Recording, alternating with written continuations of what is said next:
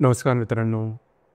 आजच्या व्हिडिओमध्ये आपण चर्चा करणार आहोत प्रेमविवाहामध्ये दोघांची म्हणजे पती-पत्नी दोघांची राशी जर का मकर असेल तर त्यांचा जो प्रेमविवाह आहे हा कशा प्रकारे पुढे जाईल. अशा कोणत्या गोष्टी आहेत की ज्या जाणून घेणं गरजेचं राहील, अशा कोणत्या गोष्टी आहेत की ज्यावरती काम करणं गरजेचं राहील, या राशीचे नेमके एक्सपेक्टेशन कशा प्रकारचे असते, या सर्व संदर्भातली खुलासेवर चर्चा आपण या व्हिडिओमध्ये करणार आहोत. सुरुवातीला आपल्याला हे जाणून घेणं फार महत्त्वाचं ठरेल की मकर जी राशी आहे त्यांचं संपूर्ण व्यक्तिमत्व नेमकं कशा प्रकारचं असतं.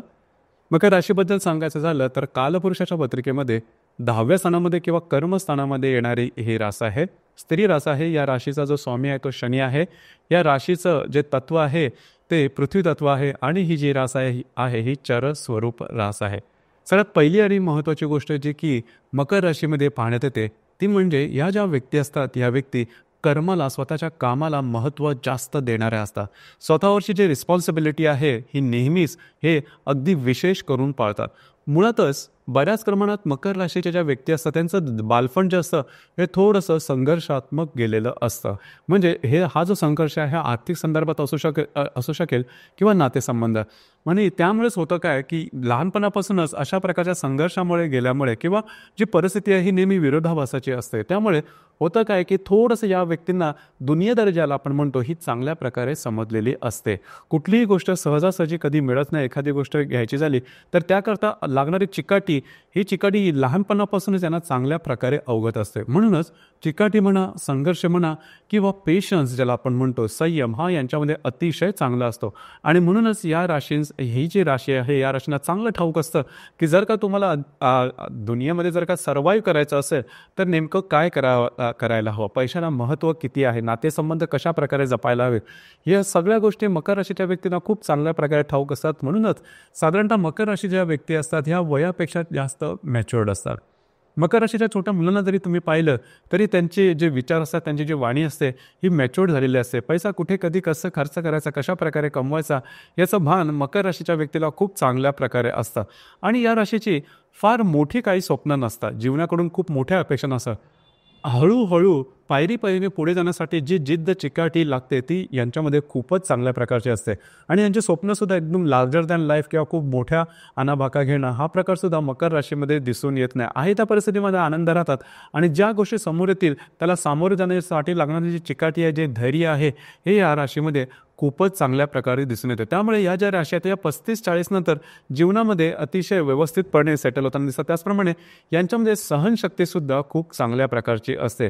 म्हणजेच परिस्थिती कुठल्याही प्रकारची किंवा कुठल्याही एक्स्ट्रीमला जाणं तरी हे थोडेसे स्थितप्रज्ञ आपण ज्याला म्हणतो तो भाग मकर राशीच्या व्यक्तीमध्ये खूपच चांगल्या प्रकारचा दिसून येईल. म्हणजे यांच्या एकंदरीत वागण्यावरून किंवा व्यक्तिमत्वावरून यांचं जीवन किती संघर्षाचं होतं आणि कशा प्रकारे तावून सुलाखून ह्या व्यक्ती तयार झालेल्या आहेत या तुम्हाला त्यांच्या वरकरणी याच्यावरून दिसणार नाही, व्यक्तिमत्वावरून दिसणार नाहीत.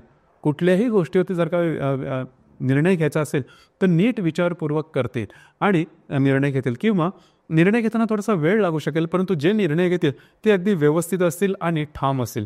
ही गोष्ट यांच्यामध्ये खूपच चांगल्या प्रकारची दिसून येते. इतर कुठल्याही राशीमध्ये अशा प्रकारचा तो ठामपणा म्हणतो किंवा विचारीपणा म्हणतो किंवा मॅच्युरिटी म्हणतो ती गोष्ट दिसणार नाही. दिवस रात्र काम करण्यासाठी लागणारी जी जिद्द आहे, जो करेज आहे, जो संयम आहे, जी काम करण्याची जी ताकद आहे ती या राशीमध्ये खूपच चांगल्या प्रकारची दिसून येते. त्याचप्रमाणे यांची आकलनशक्ती, ग्रहणशक्तीसुद्धा खूप चांगल्या प्रकारची असते. जसं आपण आता चर्चा करतो आहोत की समजा पती पत्नी दोन्ही समजा मकर राशीचे असते तर समजा दोन्ही समजा मकर राशीचे असेल तर हे समजून जा की यांना आर्थिक बाबतीत कधीच प्रॉब्लेम येणार नाहीत. कारण आर्थिकदृष्ट्या म्हणजे पैशाच्या बाबतीमध्ये यांचा जो ब्रेन असतो, यांचा जो मेंदू असतो तो अतिशय उत्तम चालतो. यांची आर्थिक गणित आहे ही सहसा चुकत नाही आणि यांच्या की कामाला खूप महत्त्व असतं. मग अशा कोणत्या गोष्टी आहेत की ज्या ठिकाणी थोडंसं लक्ष देणं गरजेचं राहील. लक्षात घ्या, विवाहानंतर गोष्टी आहेत त्या थोड्याशा वेगळ्या असतात, जबाबदाऱ्या थोड्याशा वेगळ्या असतात. यामध्ये तुम्हाला एकमेकांना जो वेळ आहे हा देणं गरजेचं राहील. कारण मकर राशीची पत्नी ही नेहमी तक्रार करेल की जर का तिचा पती मकर राशीचा असेल तर की त्यांचे जे पती आहेत ते त्यांना वेळ देत नाहीत किंवा शेअरिंग जास्त होत नाही किंवा ज्याला आपण भावनात्मक एक्सचेंज म्हणतो ते जास्त होत नाही. तर त्या ठिकाणी थोडंसं लक्ष देणं गरजेचं राहील. थोडंसं मितभाषी असतात. तसं पाहिलं तर मकर राशीच्या व्यक्ती या जास्त बोलत नाहीत. आणि जे बोलतील ते नेमकं बोलतील आणि समोरच्यानी विचारल्यानंतरच बोलतील. तर हा भाग आहे किंवा तुमच्यामध्ये जे विचारांचं एक्सचेंज आहे हे सुद्धा होणं गरजेचं राहील. बाकी जर का सांगायचं झालं काय फारसे प्रॉब्लेम येणार, परंतु या राशीला स्वतःच्या आरोग्याकडे लक्ष देणं थोडंसं जास्त गरजेचं ठरतं. हाडांच्या संदर्भातले विकार हे तुलनेने लवकर चालू होऊ शकतात. फिटनेसकडे थोडंसं जास्त लक्ष दिलं गेलं पाहिजे आणि भावनांकडे सुद्धा म्हणजे इमोशनसुद्धा तुमच्या नातेसंबंधामध्ये येणं गरजेचं राहील. याचप्रमाणे वैवाहिक जीवनामध्ये सगळ्यात महत्त्वाची गोष्ट असते ती म्हणजे कामजीवन. तर कामजीवनाच्या बाबतीत सांगायचं झालं तर दोन्ही ज्या राशी त्या थोडासा पॅसिव्ह आहेत कामजीवनाच्या बाबतीत, त्याकडे सुद्धा थोडंसं लक्ष देणं गरजेचं आहे. संतती सुखाच्या संदर्भामध्ये सुद्धा विचार करणं जास्त गरजेचं राहील. कारण ह्या ज्या राशी म्हणजे ही जी रास आहे मकर राशी, समजा दोन्ही पती पत्नीचे असतील तर ते नेहमी स्वतःच्या रिस्पॉन्सिबिलिटीवरतीच लक्ष देतील किंवा आर्थिक गणिताकडेच लक्ष देतील. तसं करून चालणार नाही. विवाहाच्या नंतर या गोष्टी थोड्याशा लक्षात घेणं गरजेचं राहील. लक्षात घ्या, या राशीमध्ये म्हणजेच मकर राशीमध्ये एकूण तीन नक्षत्र येतात: उत्तराषाढा, श्रवण आणि धनिष्ठा. तर साधारण उत्तराषाढ आणि श्रवण नक्षत्र हे त्यातल्या त्यात पॅसिव्ह आहे. श्रवण नक्षत्राबद्दल सांगायचं झालं तर श्रवण नक्षत्रावरती नेहमीच कुठल्या ना कुठल्या प्रकारची जबाबदारी येते. म्हणजे घरातल्या कुठल्या मेंबरची असेल जबाबदारी येते किंवा थोडंसं स्ट्रेस खाली हे चालत असतं. पण त्यांचं सौंदर्य खूप चांगलं असं श्रवण नक्षत्राचं, त्याचप्रमाणे उत्तराषाढ नक्षत्राचं. मात्र धनिष्ठा जे नक्षत्र आहे थोडंसं तिखट आहे. यांची वाणी कधी कधी तिखट होऊ शकते किंवा यांच्या वागणुकीमध्ये थोडासा ॲरोगन्सी किंवा उद्धटपणा थोडासा दिसू शकतो. लक्षात घ्या, समजा एका कोणाची धनिष्ठा नक्षत्र असेल आणि दुसऱ्याचं समजा वेगळं नक्षत्र असेल तर थोडंसं कॉन्फ्लिक्ट वगैरे होण्याची शक्यता आहे. थोडंसं ॲडजस्ट करणं गरजेचं राहील. मात्र धनिष्ठा जे नक्षत्र आहे हे रिस्क घेऊन पुढे जाणारं आहे आणि जीवनामध्ये खूप व्यवस्थितपणे स्थावरता येते. धनिष्ठा ज्यांचं नक्षत्र आहे, परंतु नातेसंबंधात हे जे नक्षत्र आहे हे थोडंसं पटू असू शकेल.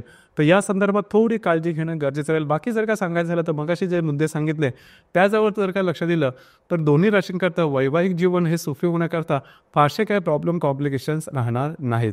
या व्यतिरिक्त जर का काही त्रास होत असेल किंवा प्रॉब्लेम येत असेल तर तुमची जी कुंडली आहे हे पाहणं थोडंसं गरजेचं ठरेल. कारण जे आपण आता गुणधर्म बघितले ते फक्त आणि फक्त चंद्र राशीवर होतं. प्रत्येक पत्रिकेत चंद्रा व्यतिरिक्त बाकी 11 ग्रह असतात आणि ते वेगवेगळ्या राशी नक्षत्रात असू शकतात आणि त्यांचे परिणामसुद्धा वेगवेगळे होतात. तर त्या संदर्भामध्ये कुंडली पाहून या संदर्भातलं जास्त विवेचन करता येऊ शकेल.